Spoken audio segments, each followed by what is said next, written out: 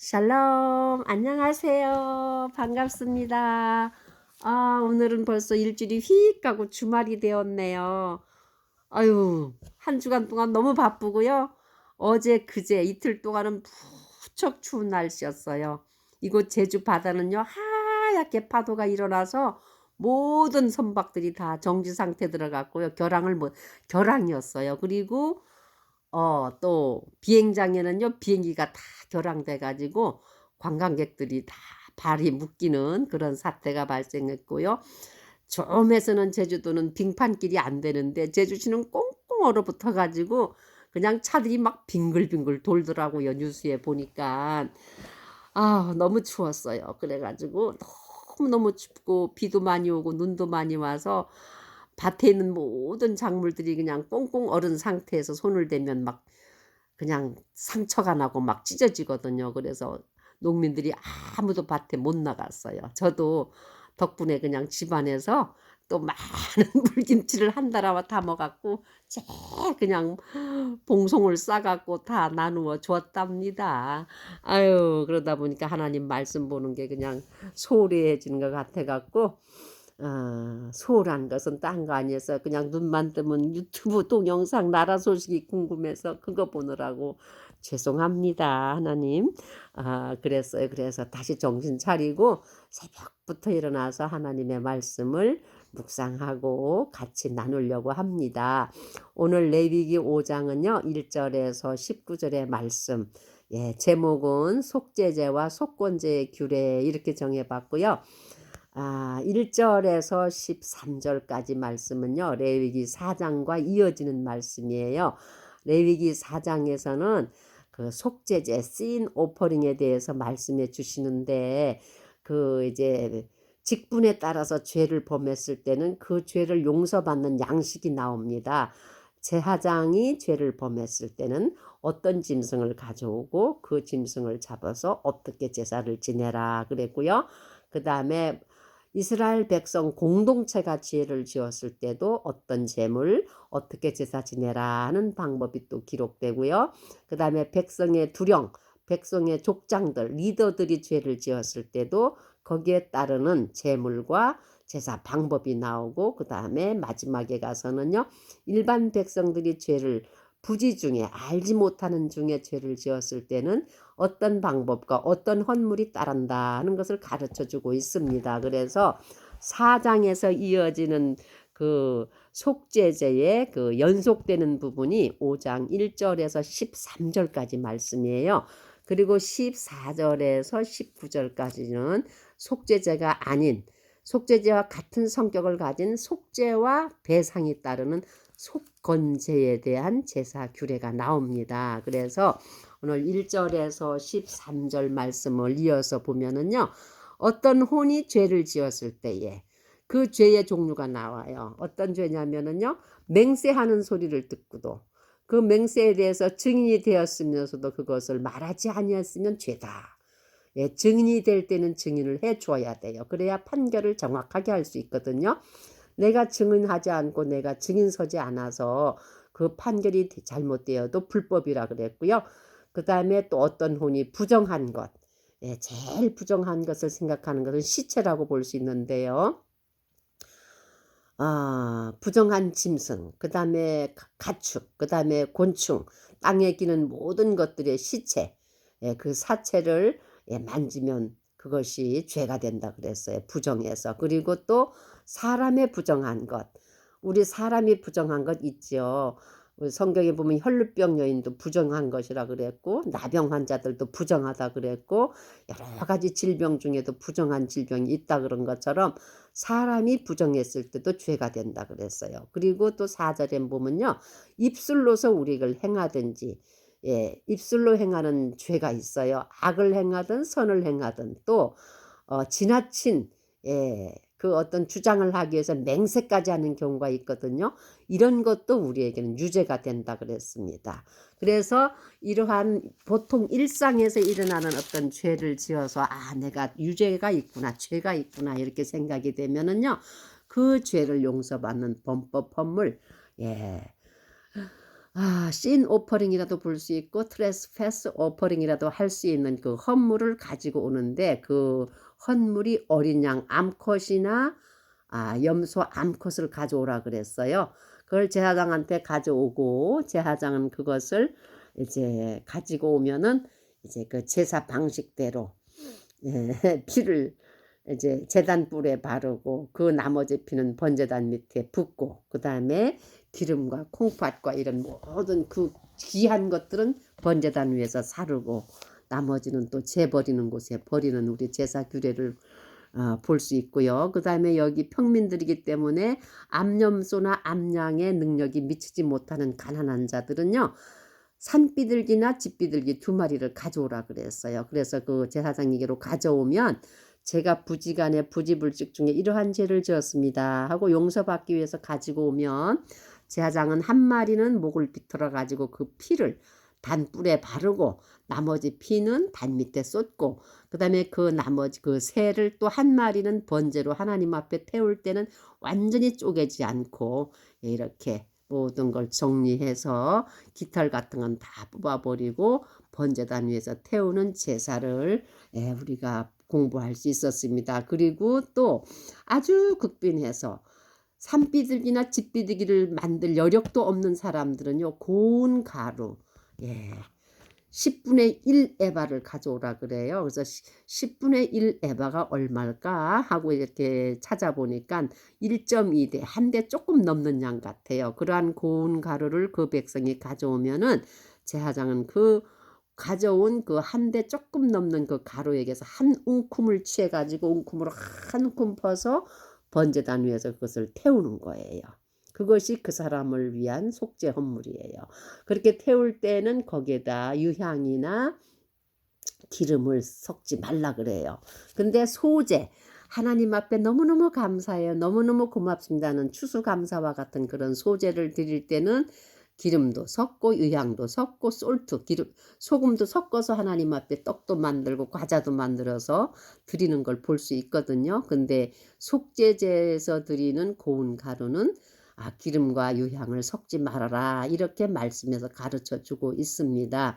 그래서 레위기 5장 1절에서 13절까지는 사장에서 평민이 죄를 지었을 때 암양이나 암염소 새끼를 가져오지 못하는 사람, 그 다음에 그 사람은 집비둘기나 산비둘기 2마리를 가져오고, 또 그것도 못하는 사람은 고운 가루 10분의 1 에바, 그러니까 한 대 조금 넘는 양의 그 고운 가루를 가져오면, 제사장은 거기서 한 움큼을 취해 갖고 번제단 위에서 태워서 그 사람을 위해서 속죄 제물을 드려주고, 나머지는 제사장들의 몫이 됩니다. 그리고 2번째 단락으로 가서는요, 14절에서 19절의 말씀은 배상과 함께 드리는 헌물, 이 말은 뭐냐면요, 씬 오퍼링, 속죄 제물이면서도 배상을 해야 하는 헌물이에요.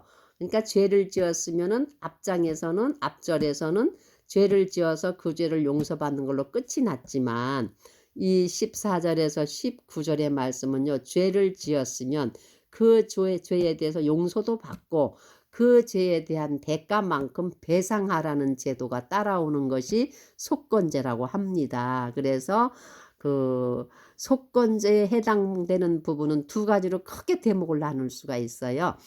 첫 번째는 하나님의 거룩한 성물에 대해서 죄를 짓는 것.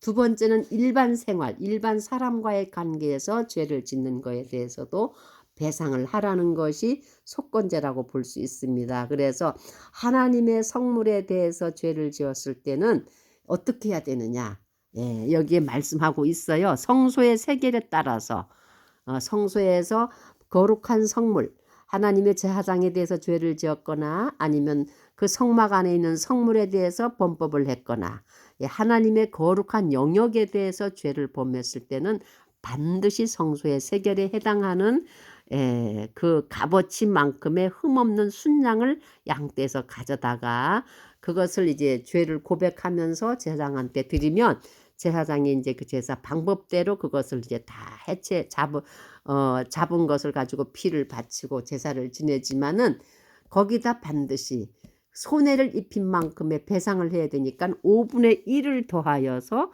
제사장한테 주라 그랬어요. 이것이 속건제의 제물, 성물에 대한 죄에 대한 배상법입니다. 그리고 17절에서 19절의 말씀에는요, 이제 성물이 아닌 일반 일들 중에서 우리가 범법을 해서 해를 끼쳤을 때는 거기에 대한 죄도 우리가 이제 그 흠없는 양떼에서 순양을 취해 가지고 와서 제물을 드리되 딱 얼마를 더 정해서 줘라는 그런 말씀은 없어요. 그러나 반드시 배상을 해야 된다. 손해를 끼친 만큼, 제가 죄를 지은 것만큼 배상을 하라는 것이 속건제의 종류라고 볼 수 있습니다. 그래서 오늘 레위기 5장의 말씀은요, 레위기 1장에서 7장까지는요 하나님께 드리는 5가지 제사가 있는데 그 제사 중에 일부인 속죄제와 속건제에 대해서 가르쳐주고 있어요. 그래서 4장에서 구체적으로 제사장이 죄를 지었을 때, 회중 공동체가 죄를 지었을 때, 백성의 리더들이 죄를 지었을 때, 그 다음에 평민들이 죄를 지었을 때, 그 평민들이 죄를 짓는데도 그 죄의 종류가 맹세로 인해서 증인 서지 못했을 때, 부정한 시체를 만졌을 때, 또 자신이 부정한 사람으로 인해서 부정했을 때, 알고 짓든 모르고 짓든 어떤 범법을 했을 때는 재물을 가져오되 암양이나 암염소 새끼를 가져오지만 거기에 대해서 힘이 미치지 못하면 산비둘기나 집비둘기 2마리, 한 마리는 속죄제물, 한 마리는 번제제물로, 그 다음에 거기에도 힘이 못 미치는 사람은 고운 가루 10분의 1 에바, 한 대 조금 넘는 거 그거 가지고 와서 제사장한테 드리면서 죄를 고백하고, 그 다음에 마지막 제사인 속건제, 14절에서 19절에 나오는 말씀, 이 속건제는 속죄제이면서도 배상을 해야 하는 그 제사가 속건제라고 합니다. 그래서 5대 제사, 그러니까 하나님께는 속죄제, 번제, 그 다음에 소제, 화목제, 소제, 속건제, 이 5개의 제사가 지금 7절까지 마무리가 되는, 7장까지 마무리가 되는데요. 오늘 이 레위기 5장 1절에서 19절의 말씀에서 우리가 이제 배워야 할 것은 5개의 제사를 배워요. 그리고 그 제사를 지내는 과정에 하나님께서 백성들의 삶의 처지와 형편도 간과하시고 다 배려해 주시는 것을 또 배울 수가 있고요. 그리고 반드시 하나님 앞에는 공의로운 하나님, 죄에 대해서는 아주 분명히 심판하시고 엄중히 물으시는 분이시기 때문에 그러한 하나님과의 화목한 관계를 유지하기 위해서는요, 첫 번째 속죄 제사를 반드시 지내야 된다는 것, 그 다음에 번제, 자신을 온전히 하나님 앞에 드리겠습니다. 화목제, 죄를 용서받게 되면 하나님과 화목하게 되죠. 화목제를 드리게 되고, 또 소제, 하나님과 화목하게 되면 너무너무 기쁜 거예요. 너무너무 삶이 감사한 거예요. 그래서 늘 유향과 솔트와 기름, 하나님 앞에 향기로운 기도를 할 수 있고, 성령의 충만 내재를 볼 수 있고, 그 다음에 변질되지 않은 그런 믿음, 변질되지 않은 소금 언약처럼 하나님 앞에 늘 감사할 수 있는 그런 소재를 드릴 수 있거든요. 그와 또 따라오는 게 뭐냐면, 하나님, 제가 이런 죄를 지었음에도 제 죄를 다 용서해 주었으니, 그 삭개오가 그 예수님에게 그런 고백을 했죠. 주님, 제가 4배나 갚겠나이다. 누구에게 토색했으면. 죄를 용서받을 때는 자연히 배상하는 그 마음이 요동치는 것 같아요. 그래서 오늘 말씀에도 보면요, 배상하라 하는 그 명령이 바로 속건제입니다. 그래서 너희가 하나님의 성물에 대해서 죄를 지었든지 일반 사람과의 관계에서 죄를 지었든지 그 죄도 용서받고 그 죄에 따른 배상도 해라 하는 그 말씀으로 오늘 레위기 5장을 가르쳐주고 계시는데요. 오늘 이 5장 1절에서 19절의 말씀에서 과연 우리 사람으로 태어나서 속죄제, 번제, 화목제, 소제, 속건제, 이 제사에 대한 그 제물로서 우리가 합당하게 넉넉하게 우리가 제사를 드려서 하나님과 화목할 수 있는 방법이 있느냐? 없어요. 사람은 부족하고 피조물이고, 죄를 짓고 회개하고 나면 또 들어서면 죄를 짓고 거퍼 하나님 앞에 서는 그 시간까지 우리는 죄악 속에 살 수밖에 없거든요. 이러한 환경 속에서 날마다 우리에게 우리 자신이 스스로 짓는 자범죄, 또 주변에서 우리로 하여금 죄를 짓게 하는 그러한 죄들 얼마나 많은지 몰라요. 이러한 모든 죄에서 우리를 완전하게 차단시켜 주고 완전하게 우리를 덮어 주고 가리워 주고 하나님과 화목시켜 줄 수 있는 분은 아무도 없어요. 단 유일하게 only one 한 사람이 있습니다. 그 사람은 사람이시면서 하나님이신 예수 그리스도. 예, 그는 온 인류 세상 죄를 지고 가는 하나님의 어린 양을 보라 하고 세례 요한이 예수님을 보고 외쳤던 것처럼 오직 예수 그리스도만이 하나님께서 인류를 위해서 모든 허물과 죄를 용서하시는 속죄제의 어린 양이시고, 그 다음에 그분이 하나님과 인류의 모든 죄를 대신해서 스스로 하나님의 제단에 자신의 몸을 태우신 번제 화물이 되셨고, 하나님과 죄악으로 단절된 인간 세계를, 이 세계사를 하나님께 온전히 회복하고 용서하고 하나님께로 드려줄 수 있는 화목 제물이 되셨고, 또 그분만이, 예수님만이 하늘에서 내려온 산떡이요 참 생명 양식이라고 하시면서 우리를 위해서 그의 피를 전제로 부어주시는, 포도주로 부어주시는 그의 피와 그의 살이 곧 내가 하늘에서 내려온 신령한 음료요 신령한 만나 떡이로다 하신 주님의 그 몸과 그 피가 하나님께로부터 우리를 소재로 드리시는 소재 제물이 되어 주셨고요. 또 죄를 지면 반드시 그 죄의 대가에 대한 배상을 해야 되는 속건제의 마지막 그 제사의 헌물이 되신 예수님이 우리를 위해서 완전히 우리를 뭐라고 해야 되죠? 어토너멘트, 모든 죄에 대해서 우리를 사유해 주신 그 속건제의 제물이 되어 주신 예수 그리스도를 생각하지 않을 수가 없습니다. 그래서 오늘 우리 레위기 5장 1절에서 19절의 말씀에서 우리가 느낄 수 있는 것은 하나님께 드리는 5대 제사, 속죄제, 번제, 화목제, 소제, 속건제의 모든 제사를 충족시키고 만족시키고 하나님 앞에 기쁘시게 받을 수 있는 연락되는, 기쁘게 흠양되는 제물은 only one, 주 예수 그리스도, 하나님의 어린 양, 하나님의 보좌 우편에 계신 순수하고 흠없으시고 거룩하신 하나님의 아들 예수님의 흘리신 그 피만이 과거 세대와 지금의 세대와 앞으로 오는 제너레이션 투 제너레이션 모든 세대들의 죄를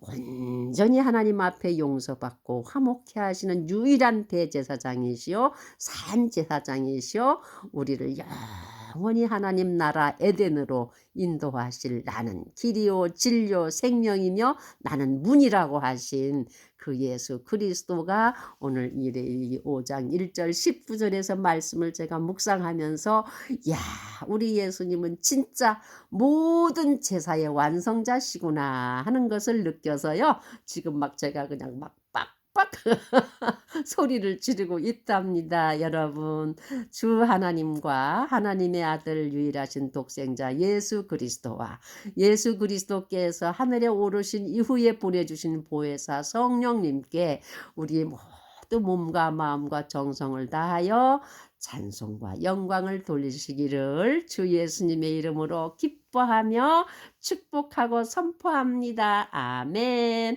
할렐루야.